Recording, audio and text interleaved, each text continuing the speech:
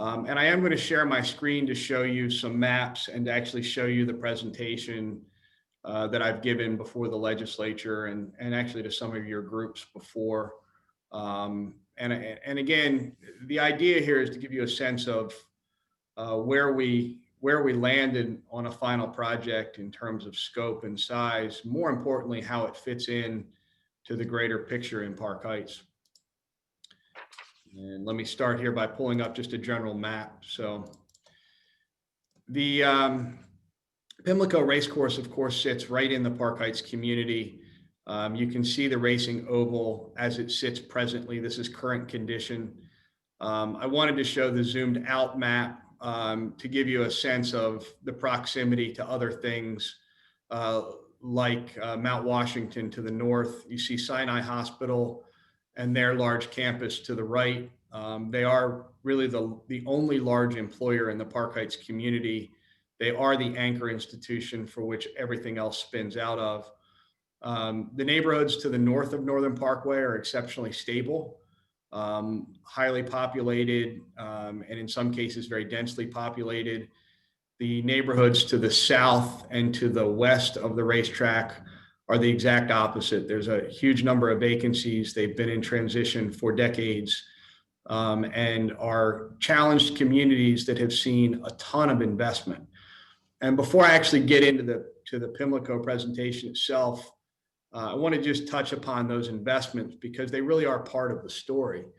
The city and state have invested in two brand new 21st century schools in this community, which equals about $100 million in new investment. The city has built a brand new recreation center, which you see right in the middle of your screen. The C.C. Jackson Recreation Center is brand new. It stretches really 2 blocks because there's a brand new athletic field there. And then the area to the south of that new recreation center is known as the Park Heights Major Redevelopment Area. That is 60 acres of property that the city has acquired over the last decade and assembled in order to redevelop several city blocks in the heart of Park Heights. It has been a long, tedious, and arduous journey, but the first 17 acres are under development right now. Dan Henson is actually leading a team to develop the first 17 acres in Park Heights, and I'll show you that in a second. But while this map is zoomed out, I wanted you to get a sense of why Pimlico is so important. And from a tour, we can talk about tourism. It's very important to our tourism industry. It is the largest tourist weekend of the year for us. We have countless hours of international TV coverage for which we would never be able to buy. It really does put Baltimore on the map in a good way every year. The TV coverage is really outstanding, and they are able to do some neighborhood spots, and they generally will hit, some of the Baltimore highlights during the national telecast.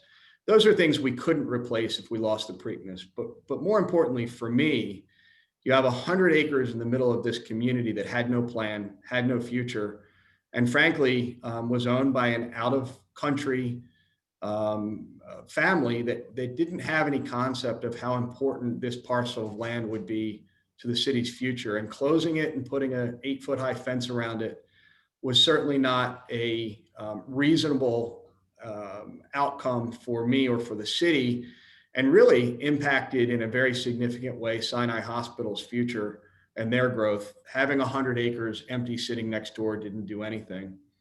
So let me touch upon this major redevelopment area. This is the scattered site that the city started acquiring. The red hatched areas are part of the major redevelopment area. It's more than 60 acres, 600 lots, 400 vacant buildings that they've acquired and demolished, and 300 already publicly owned. That area is almost perfectly cleared at this point, but just to give you a sense, it's a very large area, 3 blocks south of the racetrack. And then this is the phase 1 development that is underway. This is the first 17 acres. They broke ground in 2019 on this. And again, you could certainly have Dan Henson bring his development team in to talk about what's happening there. But I just wanted to give you some context as to how Pimlico fits into the greater picture. So I'm going to jump into the This is the presentation that I gave many times during the legislative session. As you may recall, in the 2019 session, the Stronach Group and the Maryland Jockey Club went to Annapolis with a package of legislation that essentially would have taken all racing revenues away from Pimlico and shifted them entirely to Laurel Park. What that would have done is further starve Pimlico and ultimately, within a year or two, result in the Preakness stakes moving to Laurel. The city fought that during the 2019 legislative session. I led that fight down there and spent the entire session just trying to kill the bills. We were successful in the final days of session. And during those few final days, then Mayor Pugh directed then City Solicitor Andre Davis to file a wide-ranging lawsuit against the Jockey Club to prevent them from shifting the Preakness to Laurel Park. That litigation was obviously going to take a long time to resolve. The Jockey Club was very confident that we didn't have any rights to claim the Preakness stakes as the city's, but we believed that we had certain rights that we could explore through the court system. And if nothing else, we could delay their intended goal of taking the Preakness out. So during the 2019 session, it obviously got very ugly. There were some very contentious hearings where we did our best to paint the picture that the Stronach Group was going to starve the city and take this very important financial asset away. And again, we were successful in that fight, but we came out of session with no plan. We had a concept for what we thought could happen at Pimlico, but we really didn't have any path because we had the owner unwilling to come to the table. Then Mayor Jack Young met with Belinda Stronach at the Preakness in 2019. They had a very cordial but brief conversation. And Jack simply asked Belinda what we could do to get back in the room to have a conversation. And she suggested that she would appoint a negotiating team that was led by Alan Rifkin on her side. And the mayor called me. I was actually at ICSC. He had just gotten there, and the mayor called me and asked if I'd be willing to step back in and lead the negotiations from the city.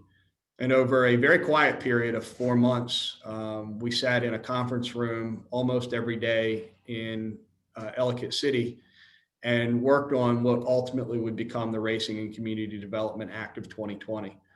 And there were a couple of pieces that were incredibly important. Number one, the city would not in any way allow the Preakness stakes to leave, and the Jockey Club and the Stronach Group agreed to that. Number two, we understood that it was not feasible nor viable to have two hubs of racing in Maryland, given the thoroughbred population, and that Laurel Park needed to be the daily training site for the thoroughbred population in Maryland, meaning that Pimlico would shift to becoming primarily an events facility that hosted the Preakness, and Laurel would become your daily driver for horse racing, training, and racing, which is actually the way it's operated now for about 20 years. Pimlico only has 12 to 14 live racing days annually now. So we were just confirming that Pimlico was not going to be a daily racing site. So once we came to the basic understanding that we had two distinct facilities that had two different roles, Pimlico being the event facility to host a major race, Laurel becoming your day-to-day facility, we had a foundation for which we could work off of in negotiating. And I'm going to walk you through some of the things that changed the thinking and how we could make this all possible. I should also mention that Alan Foreman, some of you know, who has represented the thoroughbred industry for 4 decades, also joined us. And it was critical to have somebody representing the horsemen in the room because I don't know much about horse racing. I certainly have watched many Preakness stakes. I've watched horse racing. I've been to the track, and during this process, I went to a lot of racetracks. But I don't know what's good for the horses, what's good for the trainers. Having Alan's voice in that, Alan Foreman's voice, was critical. Our goals obviously were to preserve the Preakness at Pimlico, redevelop Pimlico as a major center for events and community activities, including the Preakness stakes, And then this is a critical part for me and should be for anybody who cares deeply about Baltimore. Enhance and revitalize the communities around Pimlico, most namely Park Heights. So by activating what right now is a dead site at Pimlico and making it a community amenity and connecting it to surrounding communities, we believe in a very real way, it would stimulate development in Park Heights. And also it would help LifeBridge health expansion and lots of other things. The part that doesn't really mean much for here, but it also was key part of this conversation was how to also redevelop Laurel Park to become that really state-of-the-art racing facility for year-round training and racing. So I showed you the current conditions. You'll notice that the racetrack currently sits where the top end of the track touches Northern Parkway on the north and the bottom end of the track touches Belvedere Avenue on the south. And one of the things you'll notice is that the way the site is situated and the way the track is turned presently, it makes it really hard to do development because you end up with a whole bunch of triangular sites. And one of the things it also does is it prevents us to create real connectivity to the communities around it. So one of the first things we did, and we had some really great horse racing architects and engineers involved in the early discussions, was we had this whole notion of rotating the track a little bit as part of the redevelopment. And by simply rotating the track 30 degrees, you end up with a much better development site and frankly, a much better racing facility that seems to better align with the surrounding communities. You can see it on this graphic right here. You see the track to the left, and by simply rotating it to the right, it opens up these large rectangular parcels. The picture on your left-hand side of the existing conditions, if you look to the right of the track, you'll actually see to the right of Pimlico Drive is actually the 20 acres that LifeBridge Health bought from the Maryland Jockey Club back in 2013. That is their expansion site. And they were kind enough to participate in these negotiations by saying that if we rotated the track, they would accommodate their expansion. And you'll see that we take a little bit of their land back in order to make this project work. So this is a pretty good representation of what happens when you rotate the track. It opens up what are these purple development sites. I'm colorblind, so you'll have to help me here, but I'm going to call them purple. It's the 4 rectangular parcels along Northern Parkway and the 3 big parcels on Belvedere.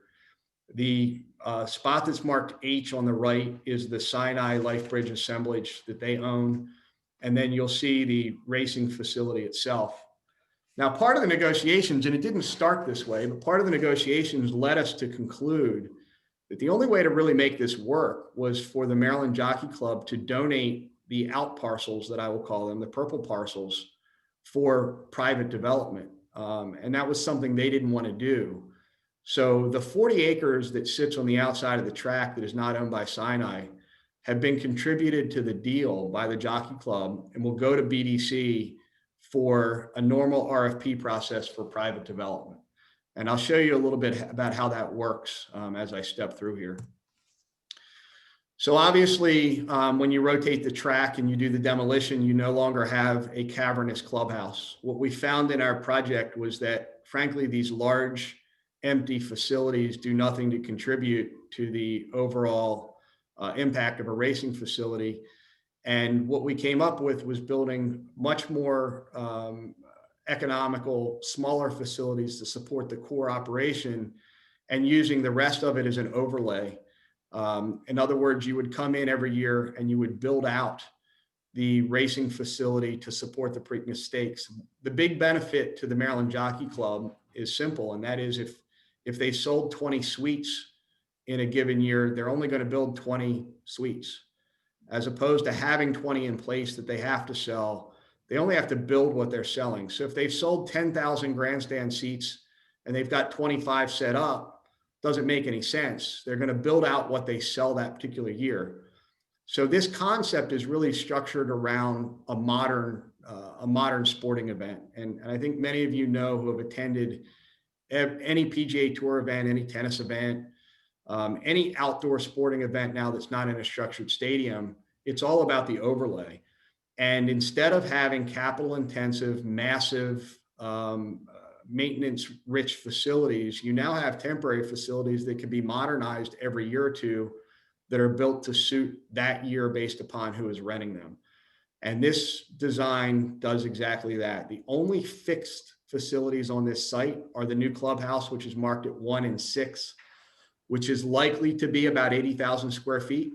Current facility is about 400,000 square feet. And then the 4 structures to the left of 1 and 6, you'll see 4 rectangular structures that are, let me see if I can get my annotation mark on here.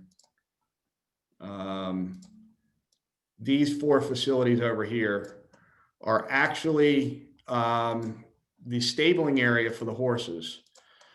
And those are going to be 4 open structures that are built with permanent roofs, but will have no fixed stalls. The Maryland Jockey Club will come in every year. They will put in 200 to 300 stalls for the horses. The horses will live there during the days that they're training and racing in the 4 to 6 weeks there at Pimlico. The rest of the year, those become open covered spaces that you could use for a farmer's market, a book festival, and the like. Area number 8 is where the grandstands are built in, but they're built in every year starting in mid-April, and they're only built for what they need. Number 4, again, is an open area where suites are built in based upon the event. And then the real iconic design that we came up with for this, and again, we still have to go through the MSA process, but this is the presentation that sold the legislature, and that is where 5, 2, and 3 are on your map become on your screen, become a elevated suite area in the infield. Be the only major race where you can actually watch from an elevated position on the infield, and we believe that it will create one of the best viewing environments for a horse race, certainly in North America, if not the world.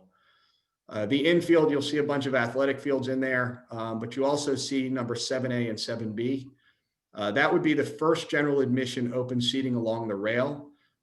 It's patterned after Royal Ascot and other successful European venues where people actually prefer to watch the races from the infield as opposed to from structured seating outside. And again, you put all this together and you can accommodate a world-class racing event without building hundreds of millions of dollars in new facilities.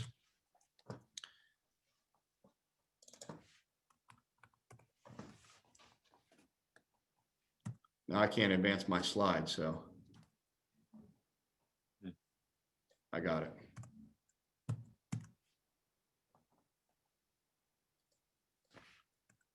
So again, if you take a look here at the screen, you'll notice that you've got these open development sites at the bottom of your screen. That's part of the acreage that will be donated to BDC as part of this process.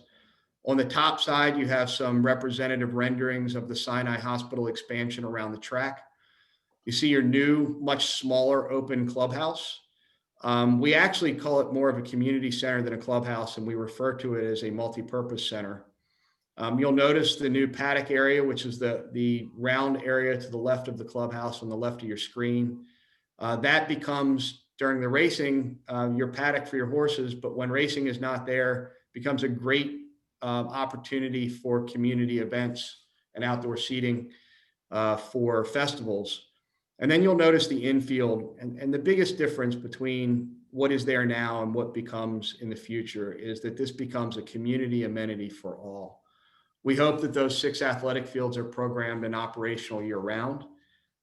You can see that we've created swing bridges that close so that people aren't walking across the track. Even though horses aren't going to be on there year round, you do need to keep the integrity of that racing surface. So people will cross to the infield in multiple places and have access to those athletic fields to be programmed for youth and adult sports. But more importantly, really connecting everybody around the site to this facility. Just some representative images. You've all seen what a pedestrian bridge can look like. We've found great examples around the world where this has worked successfully. Overlay facilities have changed significantly in the last 10 years. Certainly as technology has improved, so have these facilities. It is not necessary to build a $100 million clubhouse anymore. You can build a lot of the amenities and have it ship in and ship out every year. You'll notice the transformation from the athletic fields to a event facility. So this is a representative of image of what Preakness stakes build out would look like. Notice you've got your new seating up on the berm in the infield. You've got your overlay seating that's built in front of your multi-purpose center, your clubhouse. And to the far left, you can actually see the stabling area that's now fitted out with the appropriate necessary implementation for horses. And then you see outside on turn 1 down on the left-hand side of your screen, you'll also see the overlay suites that are built out on that corner. Again, this is a representative image that Populous designed as part of our work in the negotiation phase. You'll notice that it is situated in an elevated position. Again, this was done to create a benefit to the race, but also to give it a more iconic feel. Whatever that final building looks like needs to be iconic as part of this process. And then you can see the difference. I'll go back. This is without racing, people milling about. It's a community park. And then all of a sudden it transforms by just putting grandstand seating in and bringing the horses back. I'm not going to go into Laurel Park, but I've been obviously very involved in that as well. I think the most important part to know is that on Laurel Park, it fits like a glove with Pimlico. Everything that you do at Pimlico has an effect on Laurel and vice versa. So you'll notice that Laurel Park on this screen, Laurel Park gets a brand new backstretch with accommodations for the roughly 1,500 active thoroughbreds in Maryland. So they will all shift down there in new accommodations. There will be new residential facilities for all the horsemen and backstretch workers. And Pimlico gets upgraded at the same time as Laurel Park. Now, the biggest question is, how do we get it all done?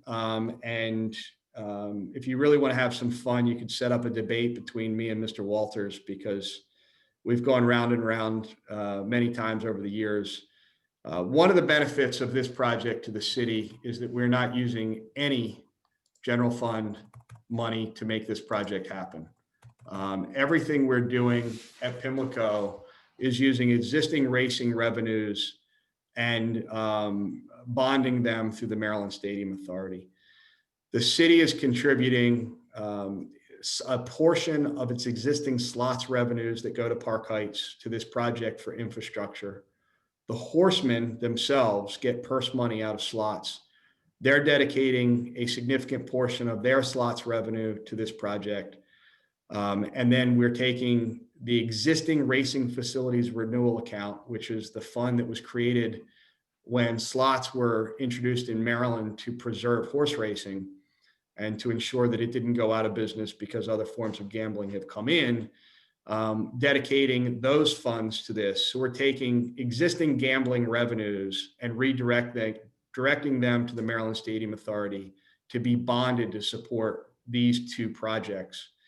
They are tied together, as I mentioned. You're talking about $400 million in capital expenditures. $375 million gets bonded with these slots revenues that are already dedicated to horse racing. And then $25 million of it is already in a reserve account from unused RFRA money, Racing Facilities Renewal Account money. Not a dollar of general fund, city or state revenue goes into this project. That's why I think the legislature was so supportive. We were not asking for any new money to be dedicated to this. We were not asking them to actually allocate money that was being used in other projects. We were taking existing racing revenues by and large and redirecting them to Pimlico and Laurel. In all, it's pretty evenly split. About 200 million, maybe 220 million will be spent at Pimlico, and a roughly equal amount will be spent at Laurel Park. The vast majority of the work at Pimlico is infrastructure. This is a 100-plus-year-old facility that has aging and decaying pipes underneath, some of which are 90 years or older. That all gets fixed, which is a huge benefit to the surrounding communities, as you all know. Fixing the infrastructure here helps Sinai, but it also helps Mount Washington and Park Heights directly. The only permanent fixed facilities, as I mentioned, were the clubhouse. The rest of it is paid annually by the Maryland Jockey Club to build out their facility for the Preakness Stakes. I'm not going to spend any real time on it, but this is the representative capital plan that we took to the legislature that got us where we needed to get. And you can see that on this plan, we used existing revenues to do all of the work and to get us to the 375 million we needed. And then we had over 27 million in reserves. So that's how we got here. And that's where we are today. For me, when we go back to the original map, when you look at what's there today, and when you look at what will be there no later than the end of 2024, you can see that this project can be a catalyst for everything else that needs to happen in Park Heights. And more importantly, I think preserves the important history at Old Hilltop and creates new opportunities for the community to enjoy in this facility. So with that, I think I'll press pause and turn it over to anybody for questions and see what I can do from there. I'll stop sharing. Bill, let me start and ask you, what's the timing of all this? Which year's races are going to be held at Pimlico, in the new facility or the old facility? So great question. So the Preakness Stakes meet, which is really a 12-day meet, will continue to be held at Pimlico. The Preakness will never leave Baltimore, even during construction. That was one of the key tenets of the deal. We're going to work around it. There will be a year where we likely have a Preakness Stakes that'll be 100% overlaid with no clubhouse. It's been done before, and we'll make it work. Many people don't remember, but there's really nothing historic about the facilities at Pimlico. They burnt down 40 some years ago. And there was a year that they operated in temporary facilities there during that period. So it will not be the first time that Pimlico races with a temporary facility. Outside of that, the Maryland Million will continue to be held at Laurel Park. There may be one cycle where Maryland Million has to be held at Pimlico during major construction at Laurel Park, but that remains to be seen. We're working through that right now with the Maryland Stadium Authority taking the lead on all construction. There is a high likelihood that Baltimore will get in the rotation for Breeders' Cup down the line. We went to a Breeders' Cup to pitch it last year, the one at Santa Anita. The former head of the Breeders' Cup, president of the Breeders' Cup, is now the president of the Stronach Group. He is from Towson, Maryland. Wonderful, wonderful guy who does believe that Breeders' Cup could fit in this new facility. So we will chase a Breeders' Cup to get in that rotation once the Pimlico project is done. That would add another world-class event to this facility every 3 to 5 years. And that would be a fall event. So let's say we were blessed to land a Breeders' Cup. What we would do is we would just leave the overlay up at Pimlico that year. So as opposed to breaking it down and building it back up, the Jockey Club would probably just leave it. Rachel, you've got a question. You want to ask it? I see it there. Sure. You want me to read it for you, Rachel? Or I can ask. Go ahead. Go right ahead. I wonder what's the thinking about uses for the development sites, and I wonder if LifeBridge is involved or maybe involved beyond the properties it now owns. So the current thinking right now, so LifeBridge has 20 plus acres that they're working on to the east of the track. They've got one building underway and several in design. Obviously, the pandemic is affecting them as well. So their future plans, they're obviously being very reserved about disclosing any of their future plans. But, I think they probably have ample space on that 20 acres to accommodate their future growth plans over the next decade or two.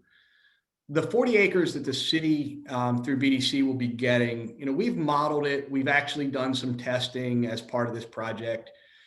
I think there's probably room for senior housing there, additional senior housing. Whether LifeBridge and Levendale have a desire to take on something else, I don't know, but we definitely know there's a need for more senior housing. We know there's a need for workforce housing. I think there's probably an opportunity to do workforce housing to support Sinai. Now, again, those aren't things that I don't think they'll be directly involved in, but they have thousands of employees that are next door. And many of them would probably jump at the opportunity to have modern new housing next to the hospital. I think, you're not going to see towers. We do know that you'll have at least one hotel on the site. My guess is it's a limited service, Spring Hill Suites type model, Hampton Inn. The closest hotel to the hospital is Cross Keys.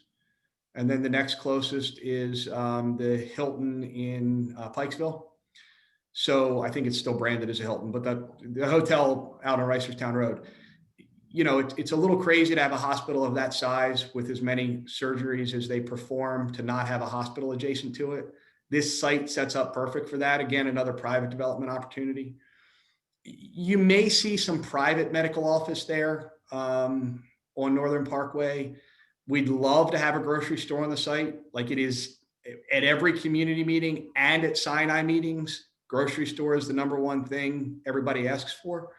As everybody on this call knows, it's also the hardest thing to get. So the city is probably going to have to be very creative in helping out and finding creative ways to get some grocer on the site. I think there's an opportunity for recreation beyond just the athletic fields, rehab facility.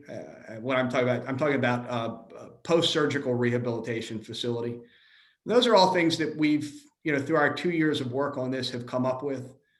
I do not see a ton of entertainment uses. I mean, it's not like you're going to put a movie theater there. It's not like you're going to put a bowling alley there. Mount Washington has very strong opinions about what shouldn't go there.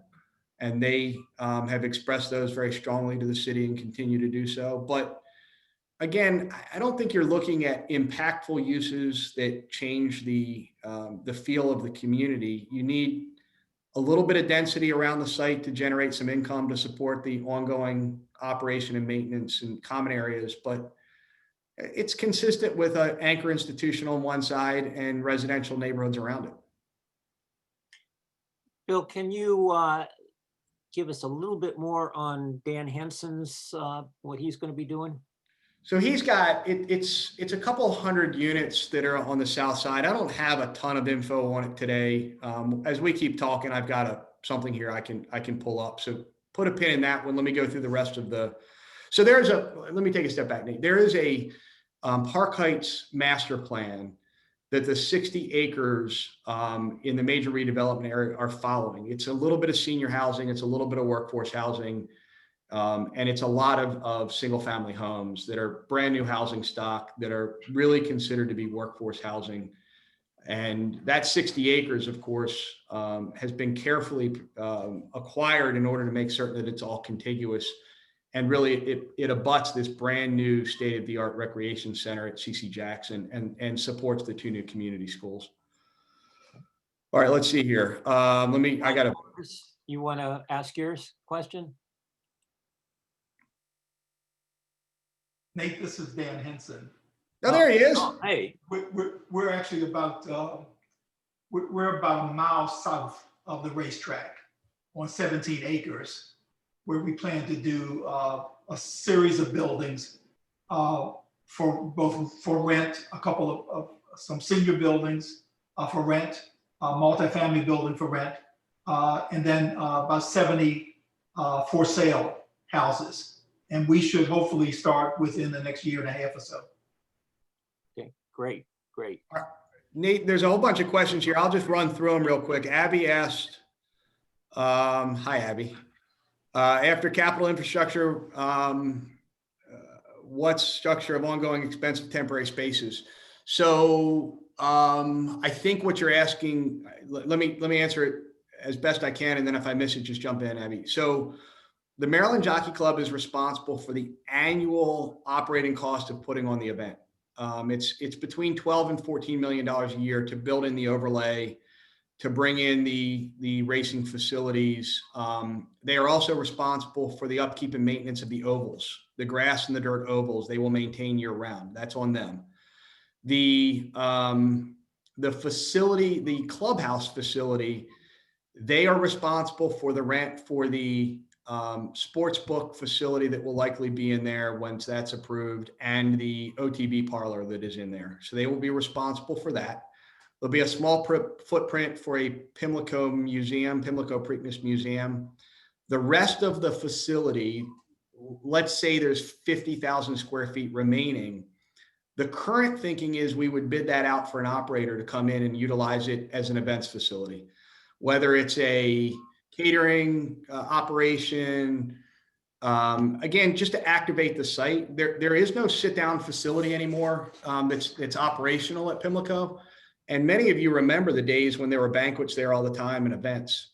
Having a smaller modern facility with a commercial kitchen would likely lead to having those 200 and 300 person, high school reunions, bar mitzvahs, bat mitzvahs. If you did it right, and we heard very clearly that one of the things that we need to design in this is a kosher kitchen as well. So if you did it right, it would really connect well to the surrounding communities and could be utilized by everybody. And the insurance would be carried then by whom? Would the stadium authority carry the insurance for that facility then? Well, the facility will be owned by a new ownership group that the city and Maryland Stadium Authority will jointly own. That gets really complicated and gets into tax act stuff. No, but you're right. I mean, of course, I was curious. It's going to be a public facility that will be privately leased. And the insurance, they'll have to carry their own insurance. Yeah, Against a public facility like anybody else would leasing a public facility. Okay, thank you. Yes, ma'am. Let's see here. How do the pedestrian bridges swing out the way? So we have found a couple of different designs for the swing bridges, and MSA will get through this. The idea is simply that they rotate away, and we've seen a couple of ways that those work. We know that there's ones that you push and pull across the track. But there are a couple of designs now that we've seen in actual bridges that just twist away. So depending upon what happens with the next phase of design, and right now the Maryland Stadium Authority is in its deliberative process in analyzing the architects and engineer RFP. There's like 6 RFPs that went out. The A&E RFP is currently under review. I am not, thankfully, on that committee. I've done enough on the design stuff to screw it up, so I don't need to be on the committee selecting it. But they've got a lot of really cool concepts on the swing bridges, and I can't speak to how they operate right now. Let's see what else we got. All right, so the question was what happens beyond the 17 acres? Dan, since you're still here, do you remember off the top of your head what the next phase of the major redevelopment area is? Is it the single family? You're muted. Is it the single family next? So we're in 3 phases. The first phase is the rental units that front on Park Heights Avenue.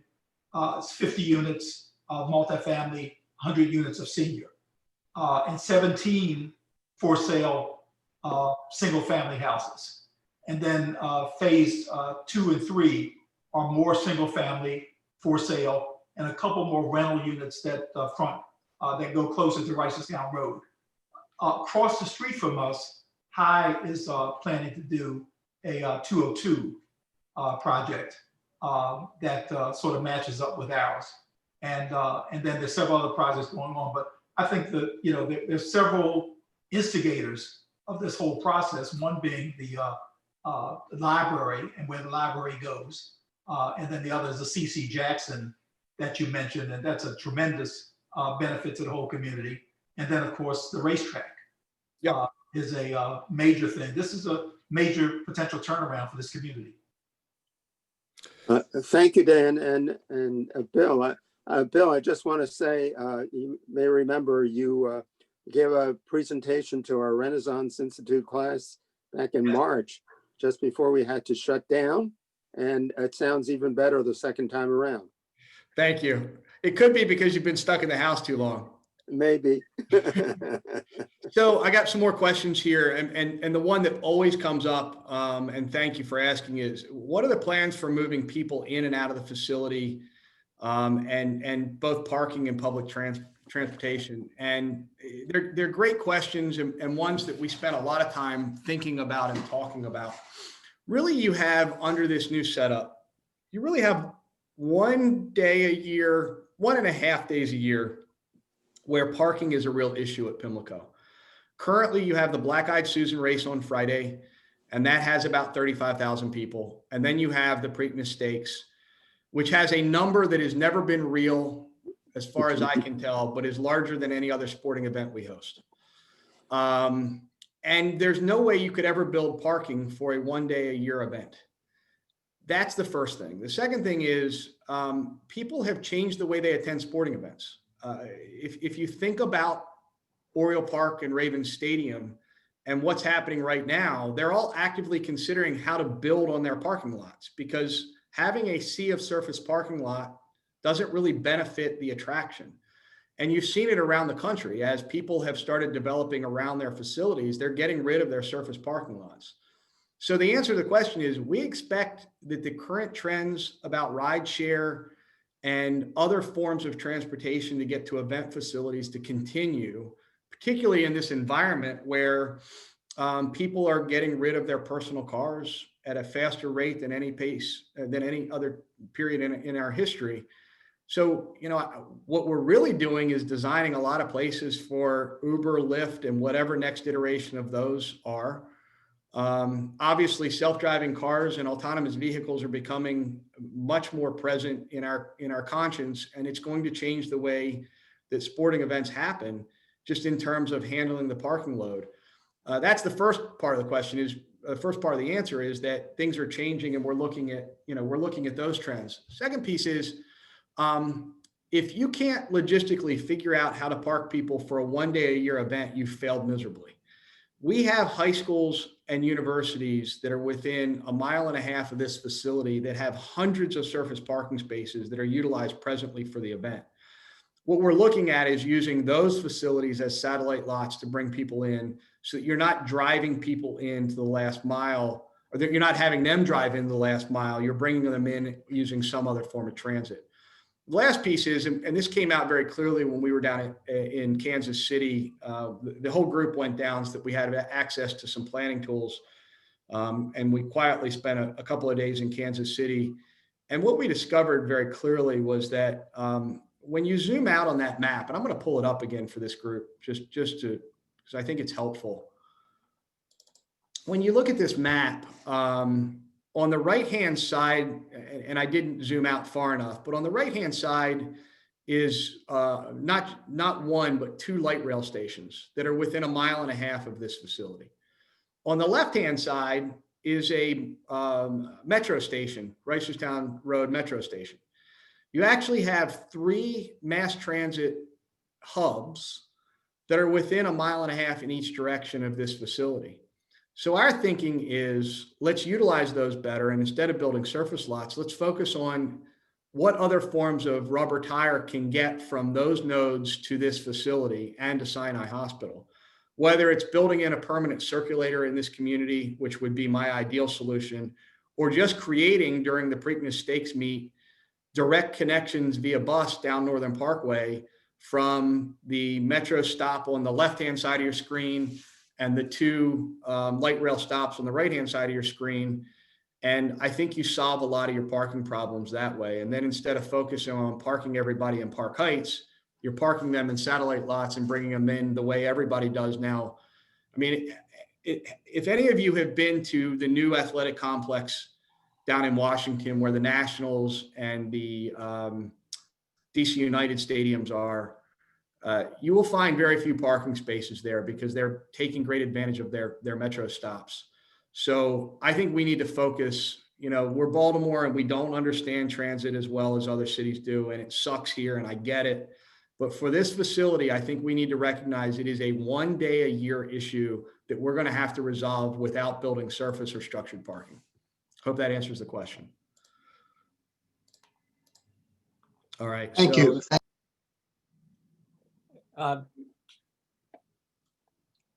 Okay, Matt, you asked about the preservation of the site. Yes, the entire site gets scraped here. There's nothing historic about it. There are elements inside the facility that are historic. There's a lot of great artwork that hasn't been water damaged. There's a lot that has been, that we will try to preserve as part of this. Some of it may end up in the museum. But the structure itself has been built and rebuilt many times over the decades and is certainly not historic for any other purpose. It's also, the track has been repositioned 8 times over the years. So for anybody who argues that rotating the track will somehow invalidate the records, they're still running the same distance.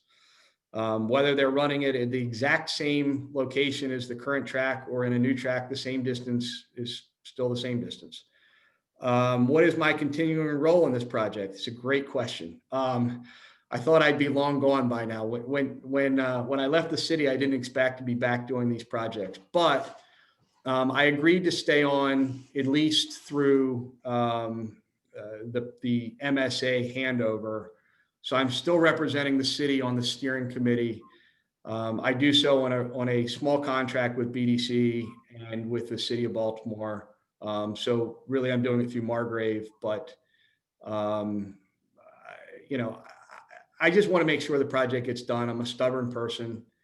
I've spent 2 years of my life working on it. At this point, I want to see it through. So I'd probably continue to do it as a volunteer at this point. So, I'm staying on through at least through, I hope, through the selection of the design and engineering, and we'll stay on the steering committee through that. Groundbreaking date. So currently, I'm actually missing a steering committee right now. We are laying out all the various schedules. The plans that we took to the legislature called for demo at Laurel Park first, starting in 2021, and then demo at Pimlico after the Preakness stakes in 2023. And the new facility opening after Preakness 2024. We have since realized in talking it through that we may not have to take that long to do any of this, but I'm not willing to commit to any timetable until we actually have all of the professionals hired and actually working on design. Because right now everything's representative and not, final. We don't have any approved plans. We don't have any final designs. We haven't done any of that necessary work. We know that because MSA has tested our numbers, we know that the money is there. We know that everything we have presented works, but we still have to get through final design. So groundbreaking, if I had to guess right now, I would say that sometime in 2021, MSA will be ready to issue bonds to get moving on both projects simultaneously. JCS about air shows. Yep, great point, JC, about how to use satellite parking and shuttle buses. And listen, I was involved in the Grand Prix and the logistics for that thing. We did not park anybody near the Oval. We had them all park in satellite lots. We've had other experience and we can make it work. Other questions? Yeah. Bill, maybe quickly, you and Dan can talk about where things stand with Perkins Homes. We could do that, Nate. I certainly can tell you from the city perspective, the city council approved the TIF necessary to support the public infrastructure. Probably the hardest TIF that I've ever been involved with, just in terms of the complexities of really using a TIF for public housing, which is what it is. That project made it through the city council in November. The mayor signed the bill the first week of November. We're currently working on the next phase in order to get to the bond issuance in 2021. Dan has a piece that is already underway at Somerset, the old Somerset Homes, and has done really great work up there with his company. It's 4 different developers, development teams that are involved in that. Beatty, Henson, McCormick, Barron, Salazar, and Mission First that make up the entire development team. And then there's other parties involved. But you're talking about one of the largest urban redevelopment projects, particularly around affordable housing, I think, in the country. And Dan, do you want to speak about your role and how it's going? We call it mixed income housing. Okay. So what we're doing at Somerset right now is 104 units under construction, hopefully finished by the first of the year or so. We're running a little bit behind because of infrastructure that would have been supported by the TIF. So we essentially having to bridge that a little bit to put in new streets and water and sewer. The next building will be a 192 unit building. We call it Somerset 2. That goes along Somerset Street. That should start construction. We were hoping in December, but it looks like it's going to move now to January or so. And then another building right beside that, that's actually in the Old Town part of the development. I wish I had a map for you, but I think you can, most of the people on this call can imagine that that building is actually on Asquith Street and is at the tip of Old Town. And we should start construction on that building in about January, February. Actually, my next call today is going to be to try to accelerate that a little bit. And then finally, at Somerset, at the corner of Orleans and Central, we're building a 195 unit building with a supermarket on the first floor. We cannot announce today that we have a supermarket. We're talking to several, and hopefully once things break loose a little bit, we'll have an announcement for you on that. So Somerset is moving along.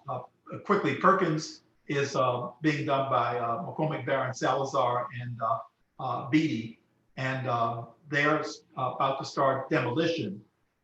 They've been doing careful relocation of people for the last year almost, and are about to start the demolition of the buildings along Pratt Street and Eden, and also the rebuilding of a new school.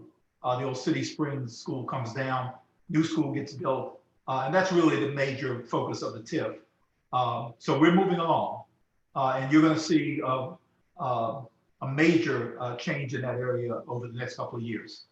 So to follow what Dan just said, 629 units are being demolished at Perkins and will be replaced with 652 new affordable units throughout the site. The idea of the Choice Neighborhoods program is to, and I'm going to use the wrong word, but I always say de-densify. It's a deconcentration of affordable housing units and spreading them over a larger geographic area. And that is the main focus of Choice. The city was one of six winners nationally of that award a couple of years ago. And the biggest chunk of the TIF is actually to pay for the replacement school for City Springs, which is exciting. So you're building basically a whole new community of mixed income residential options with a brand new school as the center point. And Dan doesn't deserve enough credit for, he really deserves a ton of credit for everything he's done to keep this project moving, particularly on the Somerset side. So Dan, thank you. Thank you, Bill. I have a question here about the community partners in Park Heights and Mount Washington. And, you know, throughout this process, we have literally engaged dozens and dozens of community groups, small and large, pastors, community leaders, community associations. Mount Washington Improvement Association continues to be at the table representing them. Obviously, Park Heights Renaissance has played a significant role, but we have interacted with probably 14 different community associations that make up the areas around there. You know, I would say that there have been some leaders in that group. Sharon Middleton, as the councilwoman, has been a very strong voice. Sandy Rosenberg in Mount Washington, Delegate Sandy Rosenberg. Yolanda Jiggets, the new president of Park Heights Renaissance, has stepped in a significant way. We've negotiated a community compact between the communities and the city to ensure that they're aware and have an opportunity to be heard on the development plans for not just the racetrack, but the 40 acres. Been pretty active in terms of community engagement. And then of course, Sinai is always at the table, given their role as an anchor. Okay, Bill, I think our time is up. Thank you very much for a wonderful presentation. Thank you also, Dan. We're looking forward to December 9th again for our annual meeting. And our upcoming meetings on January 20th and February 17th. Look forward to seeing all of you then. Thanks again, Bill. Thanks, Bill.